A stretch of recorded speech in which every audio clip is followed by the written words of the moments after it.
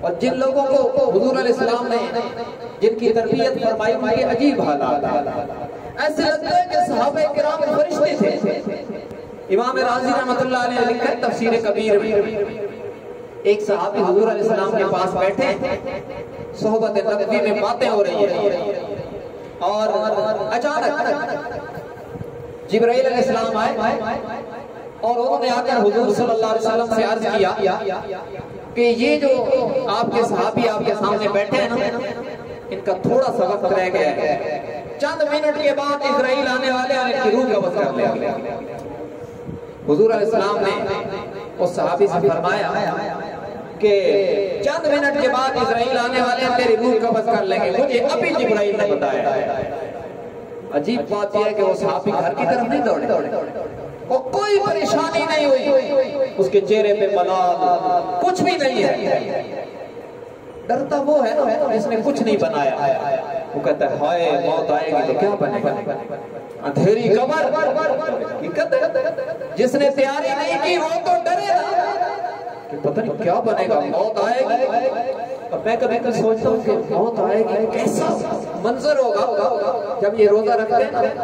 آج کل یہ چند دنوں سے بہت سخت روزے جا رہے ہیں, شام کو پیاس اتنا ستاتی ہے کہ زبان نہیں ہلتی. تو مجھے وہ حدیث یاد آتی ہے کہ آپ صلی اللہ علیہ وسلم نے فرمایا موت کے وقت فاسق اور فاجر کو اتنی شدید پیاس لگے گی کہ سمندر بھی پی لے تو پیاس نہیں بجے گی. تو جس کی تیاری نہیں ہے میری طرح اس کو ڈرنا تو چاہیے. اور پھر قبر میں ہائے کیسا عجیب منظر ہوگا.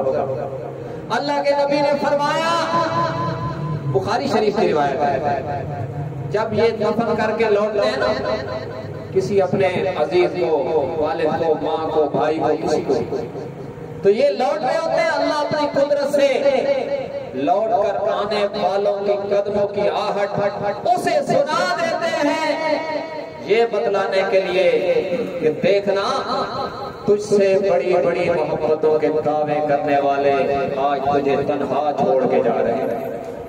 کوئی جہاں ساتھ نہیں ہوگا, اس جگہ کی ہولناکی ڈرنا چاہیے. جس کی تیاری نہیں ہے میری طرح اس کو تو ڈرنا چاہیے نا کہ میرا کیا بنے گا. حضرت عثمان رضی اللہ تعالیٰ عنہ قبر پہ کھڑے ہو کر اتنا روتے تھے کہ داڑھی مبارک آنسوں سے تر ہو جاتی. اب یہ مشہور جملہ ہے, میں اس سے اگلا جملہ آپ کو سنانا چاہتا ہوں. یہ تو مشہور بات ہے کہ وہ فرمایا کرتے تھے قبر آخرت کی منزلوں میں سب سے پہلی منزل ہے, جو یہاں کامیاب ہو گیا ساری منازل میں کامیاب ہوگا, جو یہاں ناکام ہو گیا ساری منزلوں میں ناکام ہوگا. اس سے آگے ایک اور جملہ ہے جو تڑپا دینے والا ہے.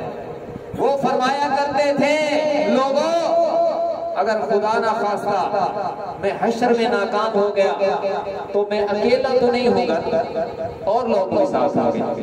حالانکہ یہ وہ ہیں جنہیں کئی بار حضور کی زبان سے جنت کی بشارت مل چکی ہے اور خود رب انہیں جنتی قرار دے چکے ہیں.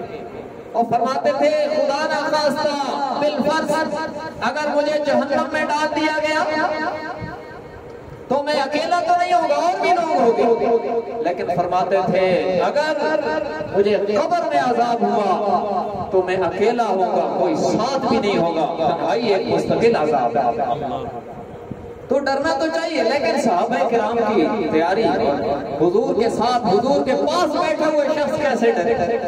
اس شخص نے پتہ کیا کہا, اس نے عرض کی حضور مجھے کوئی ایسا عمل مجھ سے کروا دیں کہ میں وہ عمل کر رہا ہوں اور وہ عمل کرتے کرتے موت آ جائے. آپ نے فرمایا ٹھیک ہے, میں قرآن پڑھتا ہوں, میں قرآن پڑھاتا ہوں, تو پڑھ. تو مجھ سے قرآن پڑھتے پڑھتے تجھے موت آئے گی تو پھر قیامت کے دن قرآن پڑھتا ہوا اٹھے گا. یہ صحابہ کرام کی شان تھی. اللہ تبارک و تعالی ہمیں ان کی اتباع نصیب فرمائے, اور ان کی اتباع کا کوئی ذرہ بھی میرے جیسے گناہگار کو مل گیا تو انشاءاللہ ہمارا کام بن جائے گا. بہرحال ابھی حضرت تشریف لا چکے ہیں اور اصل مقصود بھی اس محفل سے محفل دعا ہے. یہ علماء کرام جو ہماری سرپرستی فرماتے ہیں، خصوصاً حضرت مفتی صاحب اور ان کی پوری انتظامیہ مقبول مسجد جامع شبیریہ کی، ہم تہ دل سے ان کے شکر گزار ہیں کہ اللہ تبارک و تعالی ان کو بہت جزائے خیر عطا فرمائے۔ مولانا اسرار صاحب متضل العالی عمرے پر تشریف لے گئے، انہوں نے ایک دفعہ مجھے فون کیا تو میں نے باتوں میں انہیں کہا کہ اللہ تبارک و تعالی مفتی صاحب کو بہت جزائے خیر دے کہ جب سے ہماری مسجد ان کے زیر نگرانی آئی ہے تو مجھے رمضان میں ان کی طرف سے کوئی پریشانی نہیں ہوئی، حوصلہ افزائی فرماتے ہیں اور ہمارے لیے آسانیوں کی کوشش کرتے ہیں۔ اس پر ہم ان کے بہت شکر گزار بھی ہیں اور دعا گو بھی ہیں کہ اللہ تبارک و تعالیٰ انہیں بہت جزائے خیر عطا فرمائے۔ آپ لوگوں کا حق ہے کہ جامعہ شبیریہ کے ساتھ ہر طرح کا تعاون فرمایا کریں۔ اہل حق کی نمائندہ دینی درسگاہ ہے اور معیاری درسگاہ ہے کہ بچے جب پڑھتے ہیں، ابھی یہ بچہ پڑھ رہا تھا تو میں خوش ہو رہا تھا کہ قرآن کی صحیح ادا کے ساتھ یہ بچوں کو پڑھاتے ہیں۔ یہ اس دور میں بڑی نعمت ہے کہ بچے قرآن بھی پڑھیں اور صحیح پڑھیں۔ عام طور پر لوگ جو قرآن پڑھتے ہیں نا، عام طور پہ ایسے گھر کے اندر عورتوں سے اور یا ناظرہ کسی مسجد میں جا کے پڑھ لیا تو ٹائم تھوڑا دیتے ہیں تو بچے قرآن صحیح نہیں پڑھتے۔ ان کے حال الحمدللہ جو حفظ کی کلاس ہے، میں بچوں کا قرآن سنتا رہتا ہوں کبھی کبھار اس طرح کے پروگراموں میں، تو صحیح اداؤں کے ساتھ قرآن پڑھتے ہیں۔ تو اللہ تبارک و تعالیٰ پڑھنے پڑھانے والوں کو اور ان کے ادارے کے ساتھ تعاون کرنے والے جتنے لوگ ہیں اور جتنے یہ انتظام چلانے والی ان کی پوری ٹیم ہے، اللہ تبارک و تعالیٰ سب کو جزائے خیر عطا فرمائے۔ اب دعا سے پہلے ایک یہ گزارش ہے کہ آپ دعا کے بعد اپنی اپنی جگہوں پر تشریف رکھیں گے۔ جتنے ساتھی باہر سے تشریف لائے ہیں ہم سب کے شکر گزار ہیں۔ میں اپنی طرف سے، پورے محلے کی طرف سے، مسجد کے انتظامیہ کی طرف سے